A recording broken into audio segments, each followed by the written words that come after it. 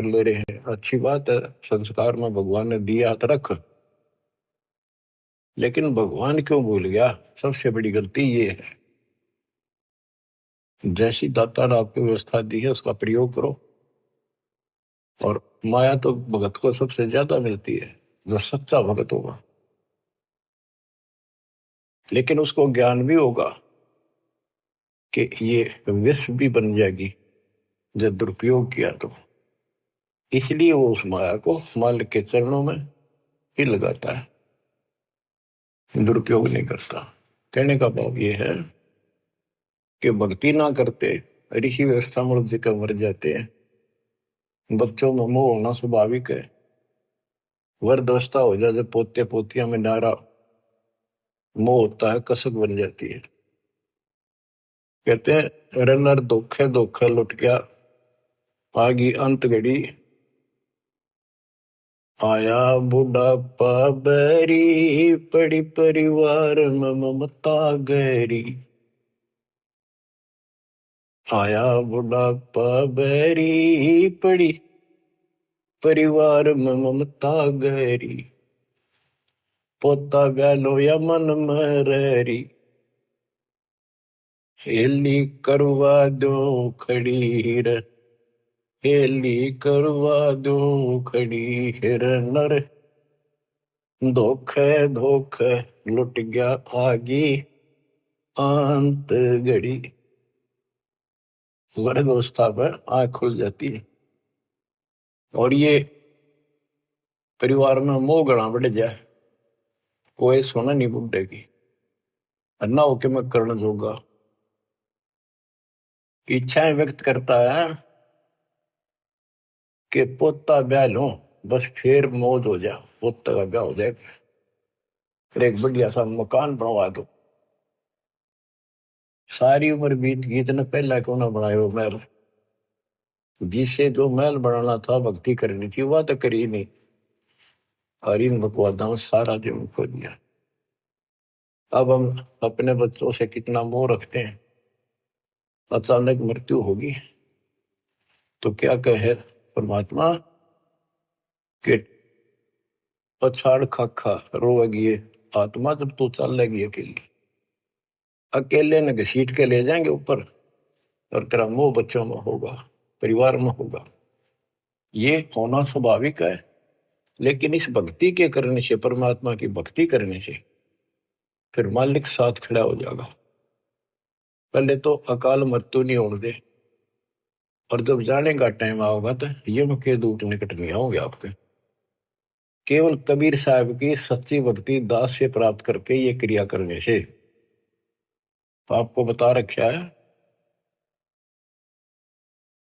इस मार्ग से अतिरिक्त दास के द्वारा मालिक ने जो चलवाया, 12 कबीर पंथ है सारे काल के।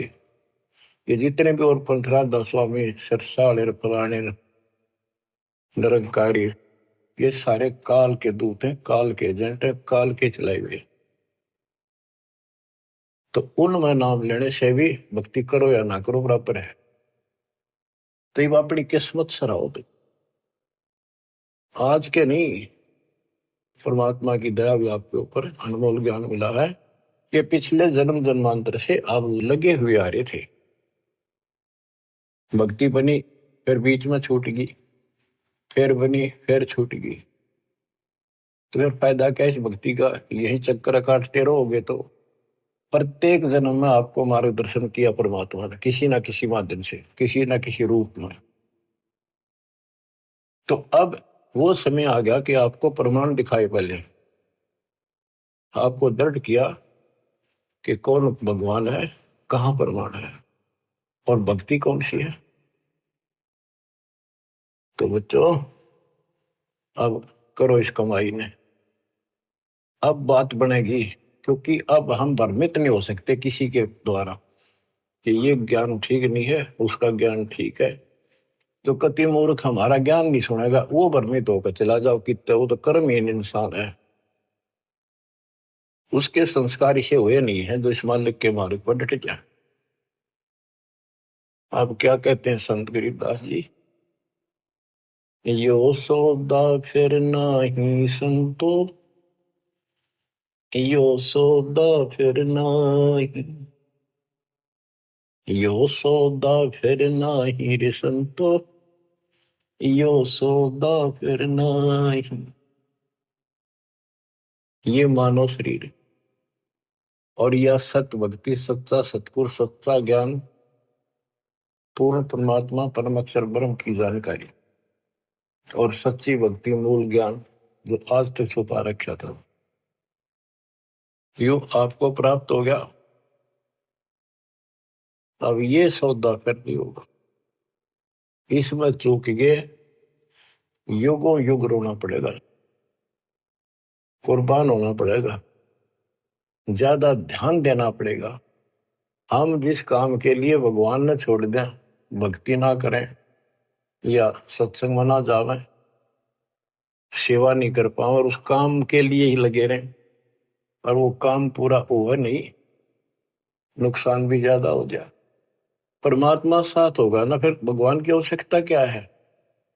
परमात्मा को इसीलिए खोजा करते हैं, इसीलिए उनकी संग ग्रहण करते हैं कि वो कुछ अटकर करता है, हमारे दुख को दूर करता है, काम में बरकत करता है और सौ दुख निवारण करता है। फिर करता किसका है। तन मन शीस ईस अपने पे, तन मन शीस इष्ट अपने पे, पहलम चोट चढ़ावे जब कोई, राम भगत गति पावे हो, जब कोई राम भगत गति पावे हो। तन मन शीश कैसे से डाला है।